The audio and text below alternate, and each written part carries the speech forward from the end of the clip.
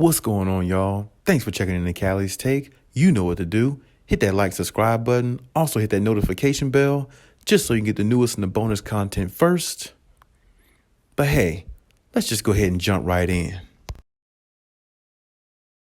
You know, the first game off of All-Star break for the Clippers is going to be going against the Lakers.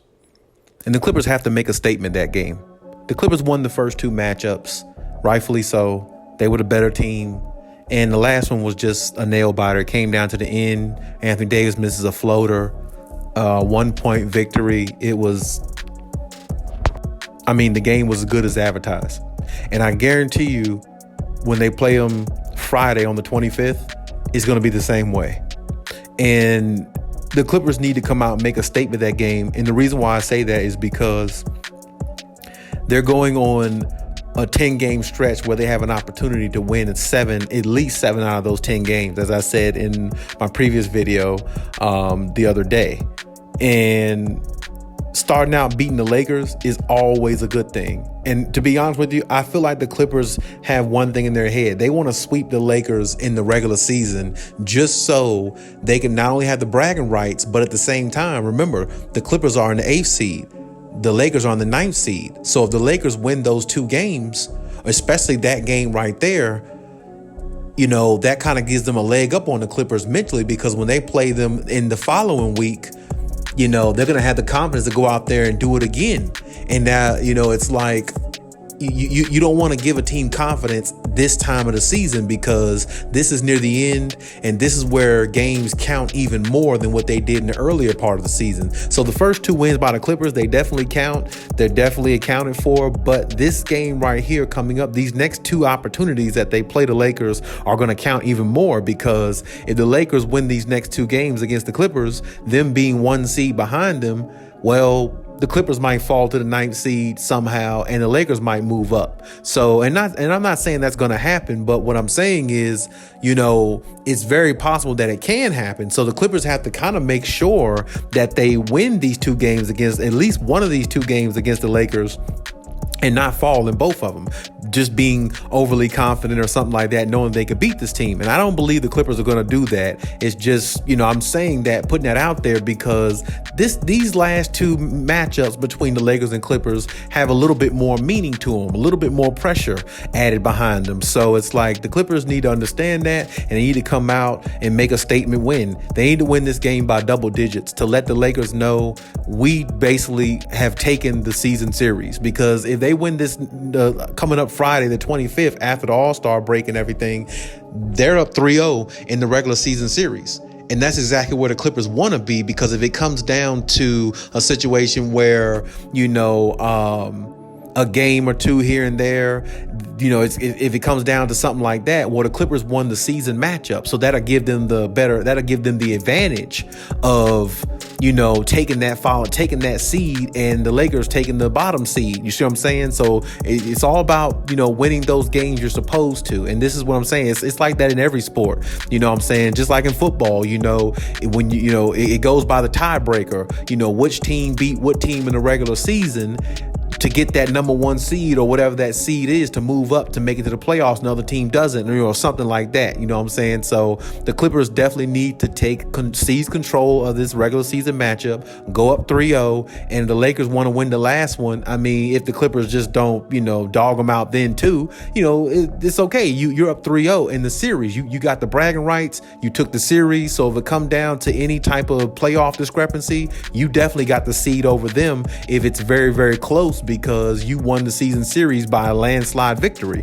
And that's exactly what the Clippers want. They want to be in control, seize control, and let the Lakers know that, hey, it's our town. You know what I'm saying? This is Clipper town. This is Kawhi town. You know what I'm saying? This is our town. And that's the way they have to look at it. And that's the way they have to go out there and play. And like I said, go out there and make a statement in a game like that, all fresh off of an All-Star, when everybody had rest.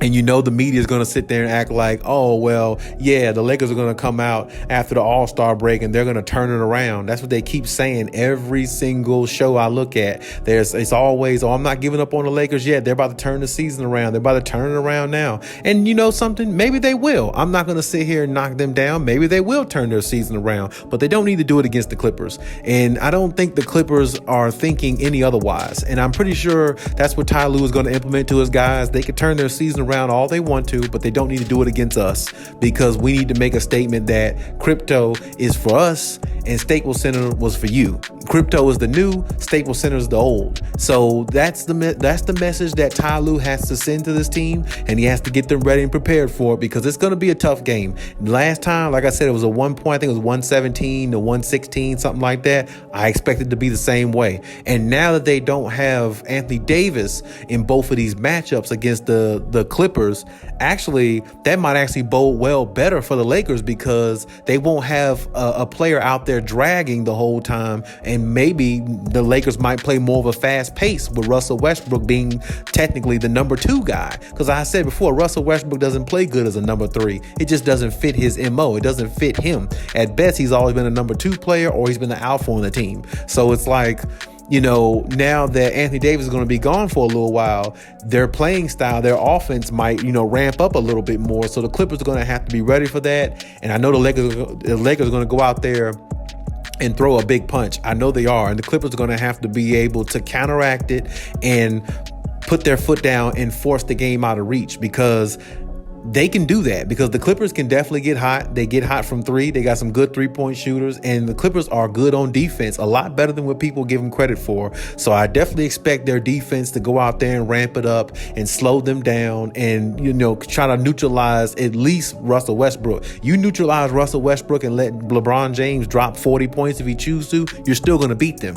And that's just the way it is. So, I mean, if I had to predict a score for the game myself, I would personally say it's going to be 114 to 112 Clippers. That's just my guess on it, and that's exactly what I'm sticking with, because I think that, the Clippers are going to be able to neutralize a lot of things that they're able to do, because the Clippers just have really good underrated defense. They don't have the offense to make up for how good their defense is, but they do have good enough offense to compete with teams and, make comebacks at any point in time and be very, very resilient. So we've seen them do that. We've seen them do it over and over again. So I expect the same thing. Go out there and, like I said, except this time, don't find yourself falling behind. Find yourself taking that lead, get a 10, 12, 15 point lead, 17 point lead, and kind of just take it from there. Because I'm telling you, the Lakers are definitely going to come out and give you their best shot, because everybody is hyping them up, saying, when you look at Clutch Points and all these other websites, oh, well, after the All-Star break, LeBron is going to be ready to go and the Lakers are going to be ready to do this and ready to do that. The Clippers need to go ahead and slow all that momentum down and go ahead and put their foot down and seize control of the matchup and go from there. Because the one thing you don't want the Lakers to win the next 2 matchups, because it kind of gives them the mental edge and confidence over the Clippers. And then everybody's really going to say, oh, well, the Lakers are back and all this other crap, which is not going to be true. The Lakers beat Utah the other night, but let's slow down. That's Utah. Utah has always been trash, and I don't care how good of a record they had. They had the number 1 seed last year, and they got beat by the Clippers without Kawhi Leonard, and their season ended by Terrence Mann, an unlikely unsung hero off the bench with 39 points. You see what I'm talking about? So nobody gives a damn about the Utah Jazz. So I feel like we should just stop talking about them. Donovan Mitchell's cool. Don't get me wrong. Jordan Clarkson is dope. Don't get me wrong. I like him as well. Rudy Gobert is just highly overrated. I mean, the guy doesn't dominate. He's not one of the baddest dudes in the NBA. At least he doesn't come off that way. I don't know how he wins all these Defensive Player of the Year awards, because he just doesn't seem like a dominant figure to me. He seems like a little bit above average big man. He don't seem like a Mutombo or, a Serge Ibaka back in the day. He just don't have that backbone to me. And that's the reason reason why I never really believe in Utah, because one of their best players don't have a backbone. One of their best players is not one of their hardest players. He's one of their softest players. So that's the reason why I feel like Utah can't ever go anywhere. But at the same time, everybody's giving the Lakers credit for winning that game because Aaron Donald was there, Super Bowl champ from the Rams. But don't let that stuff hype you up. Like I said, the Lakers are still in trouble, and hopefully the Clippers definitely show everybody that they still are, because I want everybody to see the truth. Don't sit there and jump on the Lakers bandwagon because they beat a team like Utah. It doesn't really matter. They have to face a lot of other teams after that, and their schedule is going to be a lot harder going forward, because I don't know if they can beat the Clippers twice in 1 week. They haven't beat them twice yet, but I mean, you never know, of course, but we have to wait and see. But the Clippers definitely need to go out there and put their foot down and kind of end this series pretty much where it stands, because the Clippers go up 3-0 in the season series. Well, if they do complete the sweep, that'd be great, but up 3-1 in the season series definitely gives them confidence enough to beat them if they have to play them in the playoffs. And think about it, that means they would at least beat them 3 or 4 times without their superstar players. So they know they can beat them with their superstar players. So it's like, when you look at that in its entirety, the Clippers definitely want to have that mental edge. They definitely want to have the bragging rights. So I definitely think that's what they should go for. But hey, that's my take on everything. You leave any comments in the comment section as always. And hey, Khaliis out.